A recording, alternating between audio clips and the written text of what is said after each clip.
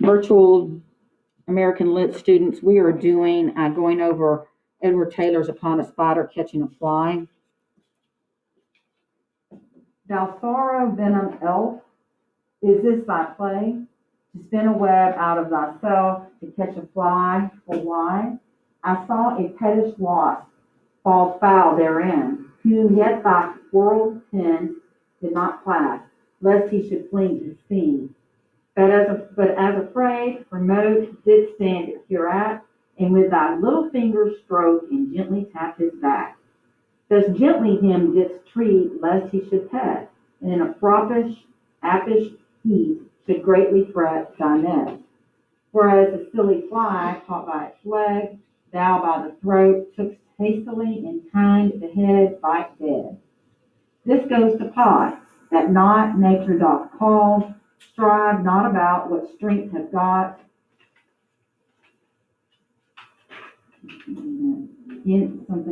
in the brow thou fall. This phrase seems thus to us, hell's spider gets his entrails spun to whip, cords thus and wove to nets and sets, to tangle Adam's race in straight stratagems, to their destruction spoiled made base by venom things, damned sins. But mighty gracious Lord, communicate thy grace to break the cord, afford us glory's gate and state. Will nightingale sing like when perched on high in glory's cage, thy glory bright and thankfully for joy. Okay, anybody? I'm going to take a gander at what this is talking about. This seems like a little nursery rhyme after those other ones. Vile, loathsomeness. It's really a little hard on himself sometimes, wasn't he? But anyway, anybody? David? So this one is referring to the devil, whereas the typical biblical metaphor for the devil is as a snake or serpent, using it as a spider. Excellent. Why would be like people in this way. Excellent. That's exactly right. So when he's talking about the spider is Satan, and then the fly would be like just humans, people in general, sinners. Remember, too, that's another thing when it comes to analyzing any of this Puritan poetry, you'll just always keep in mind that they did believe that everyone was born of sin, so because of Adam and Eve. And unless you were part of the elect, then you were going to hell. And they felt like up until Jonathan Edwards came on the scene, which was not for another probably about 7,500 years or something, and he had sort of this epiphany and changed the way the Calvinists felt about predestination. But during this time, they all felt that unless you were part of the elect, that you had that you would not go to heaven, that you did not get salvation, weren't granted salvation. And they felt that you had no control over attaining salvation. And so if you'll always sort of keep that in mind, with this, the fly would be all humanity because everyone is a sinner. And so the spy has woven his web. What do you think the web might be symbolic of? Well, the web would be symbolic of like sin, right? So the spider is trying to catch the fly. So his web then would be made of sin and enticement or, what I'm looking at. Yes, thank you. Temptation. Okay, so trying to catch the fly. So I saw a pettish wasp fall foul therein, whom yet thy whirling pins did not clasp, lest he should fling his sting. So who do you think the wasp would be representing? I saw a pettish wasp fall foul therein. What would that mean? If something or someone fall foul within. Fell, what would foul, even though it's spelled differently, indicate? Yes. So to fall foul would mean someone was enticed by temptation. However, the wasp, even though he was tempted and he fell for the temptation, he didn't lose his sting, and the whirly pins of the spider were not able to clasp it. That was what. So who would the wasp be? What's the word? Huh? Yes, or Christians, or the elect, or those that had been saved. So even though those who were the elect, they still would commit sins, even though they've been, were saved, or they had been, God had granted them salvation. It didn't mean that they wouldn't commit sins. So this wasp, even though he was a Christian or he had salvation, still fell for temptation, but because he had salvation, the spider was not actually able to completely and totally bring him into his web, the web of sin, and kill him. Let's see. That goes on and on. Whereas the silly fly caught by its leg, so the silly fly would be just humanity in general, the sinner was caught by its leg, thou by the throat tookest hastily, and hind the head bite dead. So the sinners are not able to reject the temptation. They become a part. They get stuck into the web of sin, and Satan, the spider, is able to kill the sinner because he doesn't have the protection of God through salvation. This phrase seems thus to us: hell's spider gets his entrails spun to whip cords, ducks, and wove to nets and sets. To tangle, so the spider is tangling Adam's race. So Adam's race, of course, would be humanity, in stratagems to their destruction, spoiled, made base of the destruction of humankind or mankind by venom things, damned sins because of their own sins. But mighty, gracious Lord, communicate thy grace to break the cord, afford us glory's gate, and say, so that God, through his grace, is able to give even the worst sinner salvation. The nightingale would be, that could probably, nightingale sing like when perched on high. That could probably either be maybe God, it could be the elect, maybe even in glory's caves, glory bright and thankfully for joy. I think that would be maybe more like the those that were saved, the elect. They're perched on high, singing joy. So anyway, that is upon a spider catching a fly. So a metaphysical conceit, the several things that are being compared in this poem to something earthly, something heavenly. Any questions on anything with Edward Taylor before we leave him? Y'all will have a test next week. I'm not quite sure what day. I haven't decided. Probably, I'm thinking Tuesday. We'll probably have a test. It'll be a fairly big one because it's going to cover everything we've covered so far, which has been quite a lot. John Smith, John Winthrop, Anne Bradstreet, Edward Taylor, and Mary Rowlandson, who we're about to talk about. Okay? All right, let's talk about Mary Rowlandson. We didn't talk about her at all, did we? We did not. Did I talk about her at all? Any little background on her? Okay. So let's talk about her, Mary Rowlandson. Yeah, I'm probably going to take notes.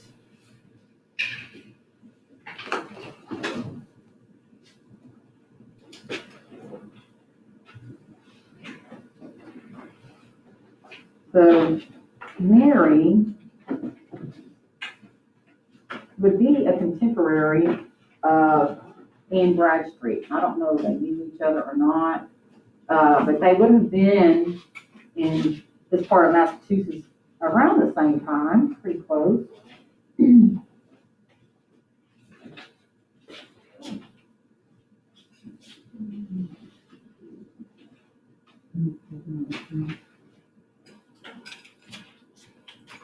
All right, so Mary Rowlandson, Rowlandson.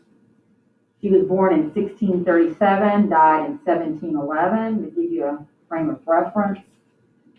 She was born in England, and when she was about 2 or 3 years old, her family decided to come over to the colonies. They also went around the Massachusetts Bay Area and settled there. Very, very devout Puritans. And so her family they were very devout. She ended up marrying a man, Joseph, and he was a minister, a Puritan minister. So Joseph took Mary, and they moved actually to Lancaster in Massachusetts, and he was the minister of the Puritan church there in Lancaster.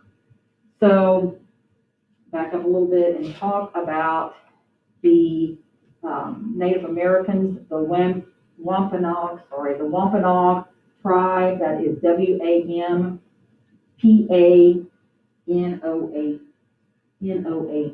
Wampanoag. So they were a tribe of Native Americans that were up and down the coast of what's now Massachusetts. And they actually, for a few years, had a pretty good relationship with the colonists, but the colonists kind of took advantage of the relationship. So they had worked out something where the Wampanoags would trade land and allow the colonists to farm the land and, put a home on it, a house or whatever in trade for maybe ammunition or for guns. They usually like guns and ammunition from what I've read. And so they had a pretty good relationship with them. However, over a few years' time, the colonists were taking some advantage of the Wampanoags, and they kept moving their colonies and their settlements farther and farther out, so encroaching more and more on the land of the Wampanoags. And they also were not sharing their food. Now, they were farming, a lot of instances, farming that land, but when they became wintertime and things got a little bit rough, and they had a couple of really rough winters, and they had a couple of summers where the crops didn't do well because there wasn't enough rain, things like that. So the Wampanoags were running a little bit short on food, and the Puritans, the colonists, would not share with them. So that kind of started causing some bad feelings. And then you had the hanging of 3 Wampanoag men. I don't know the situation. I don't know why they were hanged, but they were. And that made their chief, the chief of the Wampanoags, quite unhappy and upset. This chief of the Wampanoags, his name was Meta Comet, and that is spelled Metacomet. Metacomet.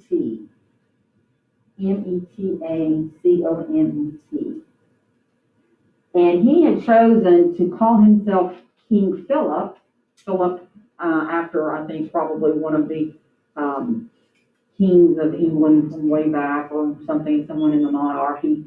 And he called himself that because he did deal with the colonists a lot. He felt like it would maybe make him on a little bit more of a personal level with them, and they wouldn't have to, try to pronounce his name, I guess, and this sort of thing. So he was known as King Philip.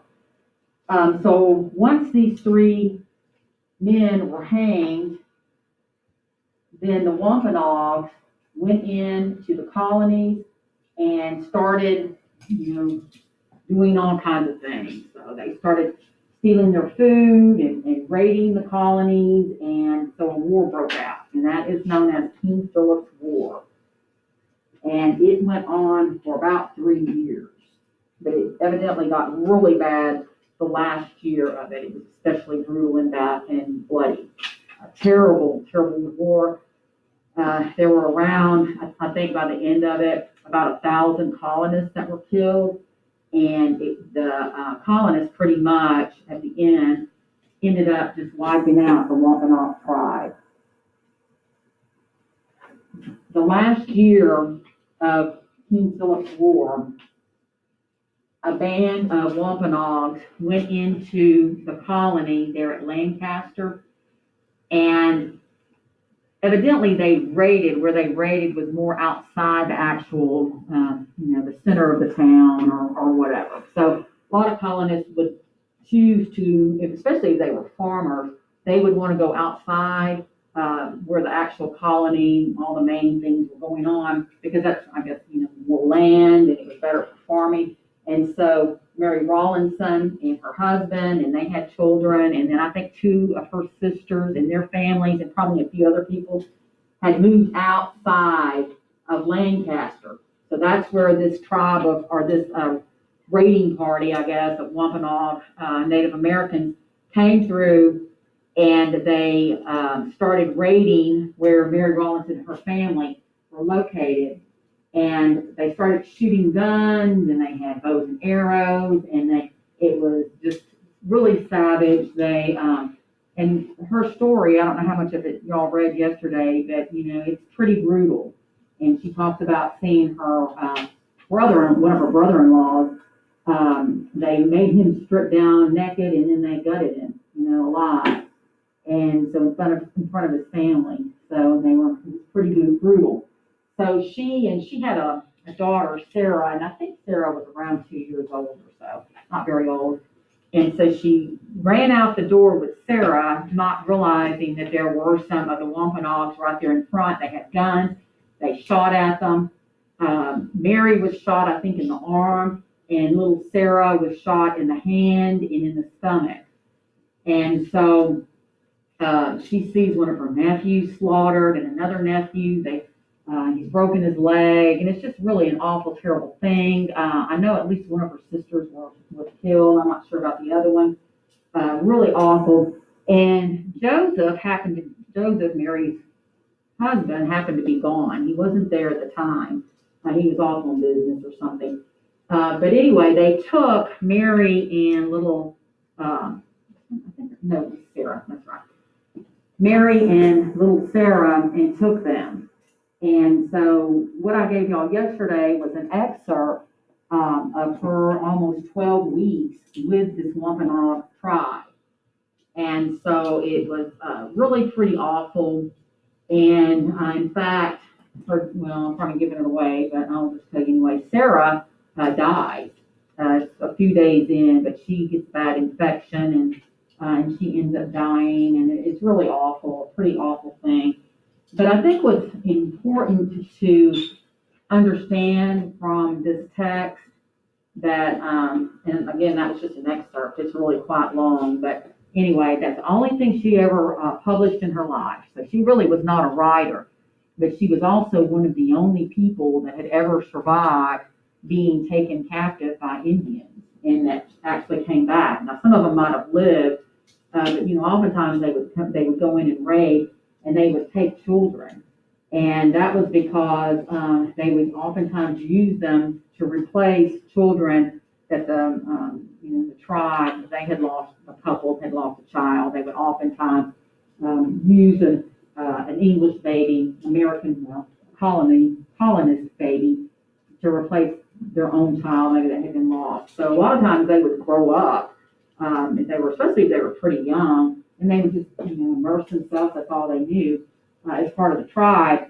But oftentimes, especially adults, they very rarely. A lot of times, one tribe would trade them to another tribe and this sort of thing. But it was really unusual for an adult to live through being taken by a group of Indians, Native Americans. So she was with them for right at 12 weeks, and then what happened is that there was a negotiation and a ransom paid or something, and she was able to go back to her family. And so when she got back to her family, she immediately started writing down all about what happened to her during the 12 weeks that she was with this tribe. And what I think is really important to notice is that as an extremely devout Puritan woman, her unwavering faith, it's really just pretty much, it's just amazing. And she makes reference throughout her text, oftentimes about praying to God and looking to God. And even after she loses her daughter, she still, thanks God. And it's really very amazing. And that's probably what kept her alive, because she actually ends up, to some extent, making friends. Now, I use that term loosely. Hey. Oh, hey. So she actually becomes pretty close to her master, that she's this man, and in fact, she ends up making, I mean, she wasn't trying to, but his other three wives, she wasn't one of his wives, but his three wives really jealous, and so she kind of worried about that they might retaliate against her. But anyway, so she gets back and immediately starts writing about her account, and it's published. And that's the only thing of hers that was ever written. She and her husband, about a year after all this happened, they moved to another location, another colony. I don't know who could blame them. And then he died shortly thereafter, and she ended up remarrying. She was about 40 years old when this all happened, which is kind of amazing to me that she was actually physically able to, because I think she tells how many miles that they walked. I mean, they would walk, like maybe 15 miles, 20 miles in a day. And, it wasn't always nice weather. And some of them were on horses. She never was on a horse. She always, unless they offered it to her. And they had very little to eat, nuts and berries was pretty much it. She had been shot in the arm, and she, I think, developed an infection. But it's really pretty amazing to me that she was able to live through the whole ordeal. One of the other things, she oftentimes, and this is called topography, not topography, but typography, there's a difference. She alludes and compares her situation and what she's dealing with other stories from the Bible. And a lot of the Puritans would often do that. By the way, too, this is important to know, John Winthrop, I don't remember if he wrote the foreword or if he wrote something at the end, and Cotton Mather, who was also another very, very, very prominent Puritan leader in Massachusetts, both wrote a foreword and then kind of wrote something about her, I don't know, her spirit and how she was able to live through this whole ordeal and her faith and this sort of deal. So the fact that they, kind of bookends to her story in her book tells you a lot. Remember, the Puritans did not like women writing, okay? Especially you didn't publish. But that was sort of like their okay, these Puritan men giving their okay that she could write her story and publish it. And it was okay for them all to read it because, again, she keeps making alluding to the Bible and this sort of thing. And this became a really very well-known, widely read story, a book in both Europe, England mostly, and in the United States. And it was the first what's called a captive narrative. This was the first captive narrative. Those became very, very popular. The Puritans loved it. It was full of drama. And actually, James Fenimore Cooper, who was an early American romantic, he wrote captive narratives. He didn't experience it like she did, but he did write fictionalized accounts of it. And those are extremely important pieces of literature. And the Puritans loved it because it was high drama, and it was okay for them, it was acceptable for them to read that. Okay, how much time do we have? Quite a bit. What I want y'all to do is everybody have a copy of this. Did everybody get this? You got this, everybody? From yesterday. If you weren't here, you didn't have that, because I wasn't here yesterday. So what I want y'all to do,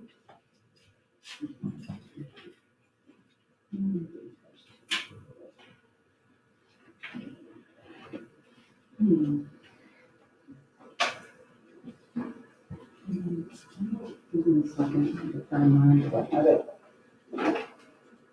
I'm going to wind it on. Mhm.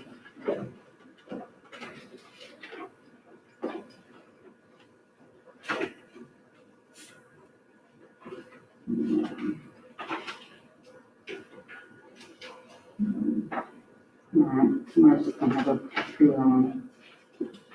It's not, okay. All right, I'm gonna let y'all be the first group. So y'all are going to read the first and second remove. By the way, what that means, when it says remove, it means days 1 and 2. Puritans call that remove for some reason, I don't know. And I'm gonna have y'all as group 2, y'all are going to read the third remove, all right? And then I'll let y'all in group 3, you're going to read the 11th, which is extremely short, the 11th and 12th remove. And then group 4, David and Dario, y'all can be together. Y'all are going to read the 20th remove. I did take out parts because this is about 140 or 150 pages. They don't even have the whole thing in the morning. So I tried to take out the most pertinent part. I'm gonna let y'all read the first part of the 20th remove through, how about through page, if you look at the bottom, it says 22 of 30.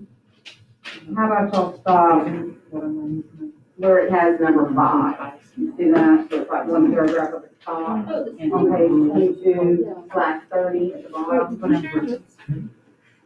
I'm reading these things. Oh, I see. Yeah, so y'all can stop right there, okay? After that paragraph. And then I'll let you guys have, I'm sorry, it's gonna be a little starting with on page, this is the 20th remove, so page 22, it started at 5, and just kind of goes in. Some of it is probably not gonna be real pertinent, so you find some parts that you can kind of skip over the gist of it and what happens to her. And that part pretty much is about her, thing that covers her being reunited with her family and they pay the ransom and that whole deal. But my followers don't kill Notice she themselves, ends they kill other people. with a verse from the Bible. I'm writing I'm telling right there, okay? So what I want y'all to do, you have the rest of the period. I want you pretty much just to kind of summarize.